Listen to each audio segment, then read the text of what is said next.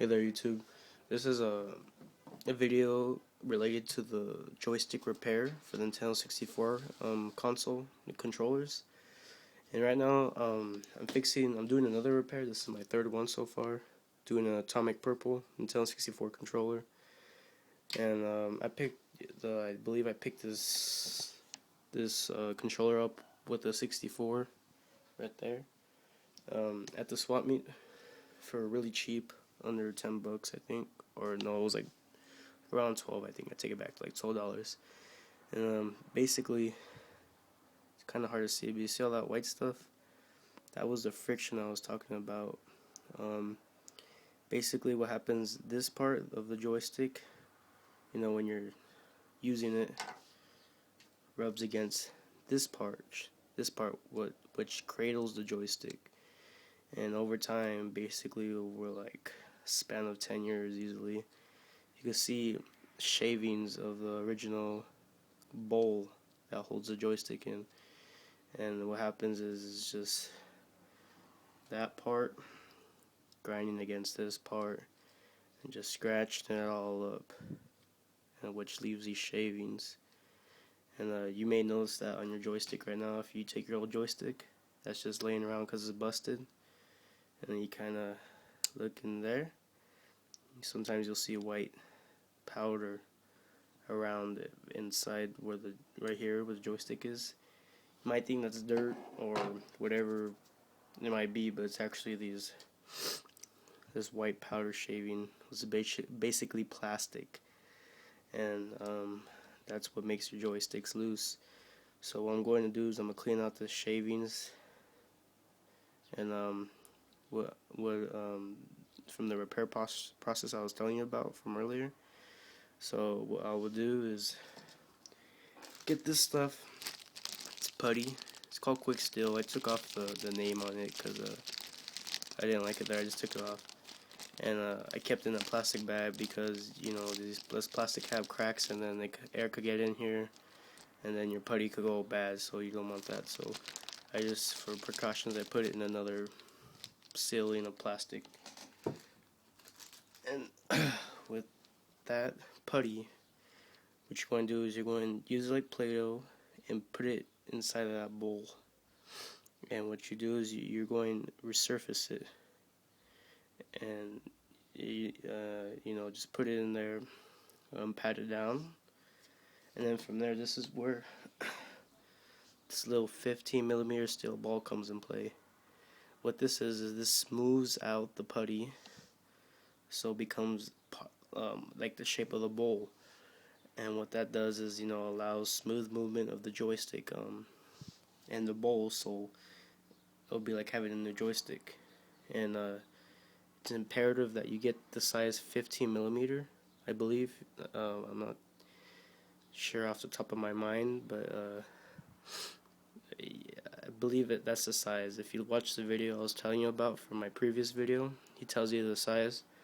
And it's basically just a little steel ball, something that they're not really that simple to find. I mean, maybe if you know where to look, but I had trouble finding it. I actually had to order it off eBay, and let me see the size. Yeah, right there. It's stainless steel 15mm ball, basically bearing balls. And I had to order this from China, and they gave me, I think, about 10. You don't really need 10, but that's about that's the way you want to find it for the cheapest. Delivery took about like a week and a half. They don't really carry these in single units in the States. I wasn't really looking too well, but I couldn't really find it. And that's like the key part of this repair, is using the ball to smooth out, to resurface the inside of that bowl. And then once you've done all that, you let it dry. Drying time's about an hour, but I recommend about a whole day, 24 hours, to make sure everything's dry. And then once you're done with that, you want to, actually before you're all done, you actually want to, like within the hour, you want to check and re-put the put the joysticks together. You want to see if it's actually moving around okay, because if it's not, you might have to take off some of the putty and adjust it.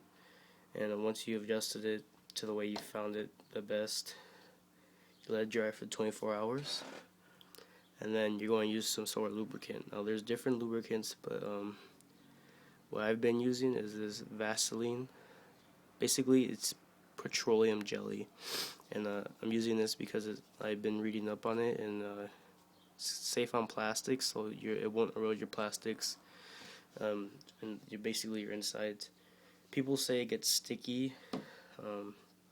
We'll see. I haven't really. It's only been like today since I tried this repair, so we'll see how well the petroleum jelly works. Me, as a lubricant, I like it. There's other lubricants. Basically, you're going to want greases, but not spray-on greases. I found this at 99-cent store, white lithium grease. People recommended this for other plastic things, not necessarily specifically for the plastic on. Well, basically they recommend it for plastics. I was reading up what's a good lubricant for plastic, and this was one of them. But you actually want the grease and not the spray-on stuff, because the spray-on stuff does not work at all. It's pretty bad.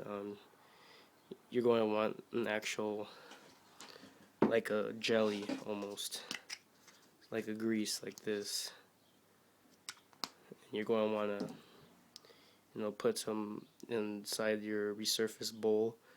You're going to want to put some on this little black part on the other side of it. You're going to want to put some on the joystick here and this little black part. Basically, lube it up as much as you can, so you reduce that friction. Possibly even lubricate these little, where these little black things sit in right here. That's about it.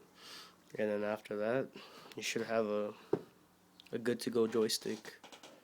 Hopefully you've got the results you wanted from it. Like I said, this is one of the most simplest and easy, straightforward repairs I found on YouTube. I like it. Make sure to check it out if you haven't. If you're considering repairing anything. Any of your joysticks, Nintendo 64 joysticks. And that's about it. Thanks for watching. I'll be doing an update video. Should be maybe the next day on how this joystick comes out. So stay tuned for that. And thanks for watching.